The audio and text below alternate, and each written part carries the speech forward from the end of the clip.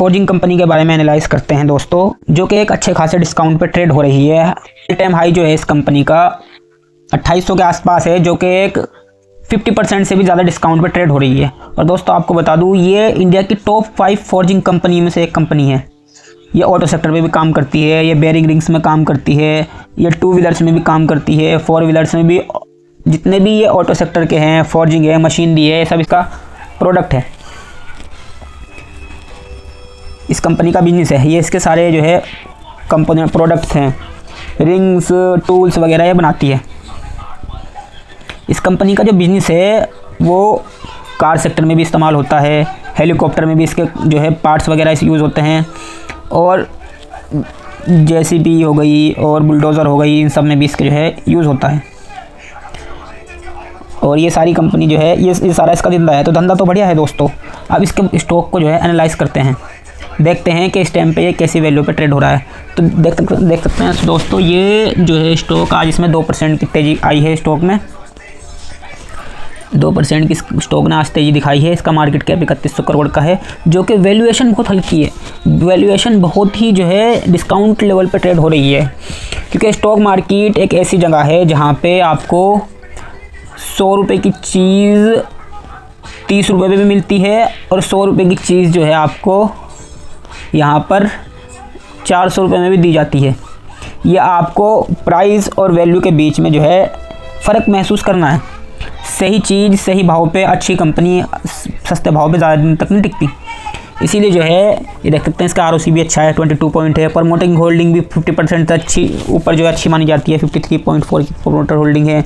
Pledge 0 है इस पर, प्रमोटर ने कुछ माल नहीं बेचा, और करंट प्राइस सिर्फ 114 रुपये चल रहा है। हालांकि इसका स्टॉक का प्राइस जो है 1:10 का स्प्लिट हुआ है। बुक वैल्यू भी ठीक ठाक है, 40 रुपीज़ के आसपास है। आरओसी 19% की आरओसी है। इंडस्ट्री पी देख सकते हैं 32.6 का इंडस्ट्री पी है, और स्टॉक कहाँ चल रहा है, ऑलमोस्ट हाफ वैल्यूएशन पर ट्रेड हो रहा है इंडस्ट्री से भी।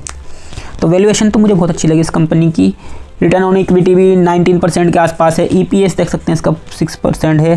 क्वार्टरली प्रॉफिट थोड़ा जो है कम शो हो रहा है, क्योंकि थोड़ी सी कंपनी जो है फाइनेंशियल क्राइसिस पे चल रही है, क्योंकि इसका ज़्यादातर धंधा जो है बाहर का है, एक्सपोर्ट करती है अमेरिका और जो है और कंट्री में एक्सपोर्ट करती है। अब आप देख रहे हैं ट्रम्प का टैरिफ वगैरह जो चल रहा है, उसकी वजह से जो है इस कंपनी को चैलेंजेस फेस करने पड़ रहे हैं। तो अच्छी कंपनी जो है सस्ते दामों पे जब भी मिलती है, जब उसमें कोई ग्लोबली दिक्कत हो रही होती है थोड़ी बहुत, वो शॉर्ट टाइम के लिए होती है, लॉन्ग टाइम में तो अच्छा ही ट्रेड करेगी, क्योंकि धंधा इसका बढ़िया है। कंपनी का ऑपरेटर मार्जिन भी आप देख सकते हैं दोस्तों, 20% का ऑपरेटर मार्जिन है इसका, अच्छा खासा। डेट बिल्कुल 0 के बराबर है, मतलब 14 करोड़ का डेट कुछ भी नहीं है। 3000 करोड़ की कंपनी सिर्फ 14 करोड़ के डेट पे है। इंट्रिंसिक वैल्यू के आसपास ही ट्रेड कर रही है दोस्तों। पेग रेशियो भी इसका ठीक ठाक है। और आपको बता दूं, ये कंपनी जो है पी देख लेते हैं, इसका एवरेज पी क्या है। इसका एवरेज 30 के पी पे ट्रेड होती है कंपनी, और फिलहाल कितने मिल रही है आपको, ये 18 के पी पे कंपनी जो है ट्रेड होती हुई नज़र आ रही है। इसका कंपनी का मीडियन पी भी जो है 29.8% मीडियन पी है, और मीडियन पी से कितने % डिस्काउंट पे, हाफ प्राइस पे शो हो रही है कंपनी, तो देख सकते हैं दोस्तों।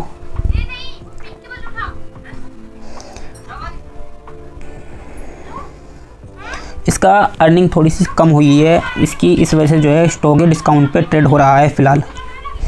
पिछले साल देख सकते हैं आप, जैसे अब इसका जून क्वार्टर आया, अभी सितंबर क्वार्टर इसका आया नहीं, परसों आएगा। फ़िलहाल जो है इसका जून का क्वार्टर देख सकते हैं, पिछले साल का हम 71 करोड़ का प्रॉफिट, अब क्या हुआ है 62 करोड़ का प्रॉफिट। तो ये प्रॉफिट कम हो रहा है, इस वजह से जो है कंपनी में ग्रोथ स्लो नज़र आ रही है। इस वजह से कंपनी का प्राइस नीचे आ रहा है। अर्निंग का ही सारा खेल है, अर्निंग स्लो हो रही है तो प्राइस नीचे आ रहा है इसका। ऑपरेटिंग मार्जिन भी ठीक ठाक है। रिज़र्व देख रहे हो दोस्तों, रिज़र्व जो है इसके कंटिन्यूली इंक्रीज़ होते जा रहे हैं। पहले कंपनी क्या जब आईपीओ आया था इसका, तो आईपीओ प्राइस पे ट्रेड हो रहा है। जब आईपीओ इसका मार्केट में लिस्ट हुआ था, इसी भाव पे लिस्ट हुआ था तकरीबन। उस टाइम से बोरिंग कितनी थी, 2021 में इसका आईपीओ लिस्ट हुआ था। उस टाइम इस कंपनी पे बोरिंग 250 करोड़ की थी, और रिज़र्व कितने थे 333 करोड़ के। उसके बाद बोरिंग कंपनी घटा दी गई, रिज़र्व बढ़ाती गई। बोरिंग कितनी हो गई 82 करोड़, और रिज़र्व 716 करोड़। फिर 18 करोड़ की बोरिंग, 871 करोड़ के रिज़र्व, 14 करोड़ की बोरिंग, 1045 करोड़ के रिज़र्व। तो कंपनी जो है इस टाइम पे रिजर्व अच्छे हैं, बोरिंग इसने कम कर दी है और FIDI की भी अच्छी खासी इस कंपनी में होल्डिंग है और इसका कैश फ्लो 227 करोड़ कैश में बैठी हुई कंपनी।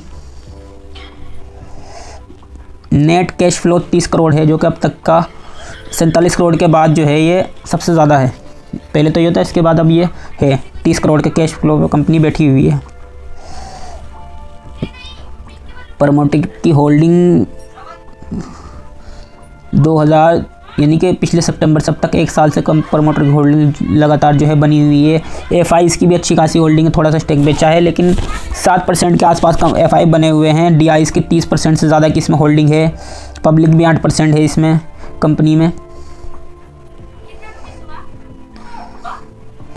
तो आई होप आप समझ गए होंगे इस कंपनी के बारे में। आप इसको अपनी वॉच लिस्ट में रख सकते हैं, लेकिन इस टाइम पे कंपनी मेरे को बहुत अच्छा डिस्काउंट प्राइस पे लगी, इसलिए मैंने सोचा आपके साथ में इस कंपनी को शेयर कर दूँ। लेकिन दोस्तों कोई भी बाय सेल रिकमेंडेशन नहीं है, अपने फाइनेंशियल एडवाइज़र से कंसल्ट करके ही आप इसमें जो है कुछ भी प्लान बनाएँ। आप इसे अपनी वॉच लिस्ट में रख सकते हैं कंपनी को। ठीक है दोस्तों, बाकी एक सी और वीडियो देखने के लिए हमारे चैनल को सब्सक्राइब करें। मिलते हैं नेक्स्ट वीडियो पे।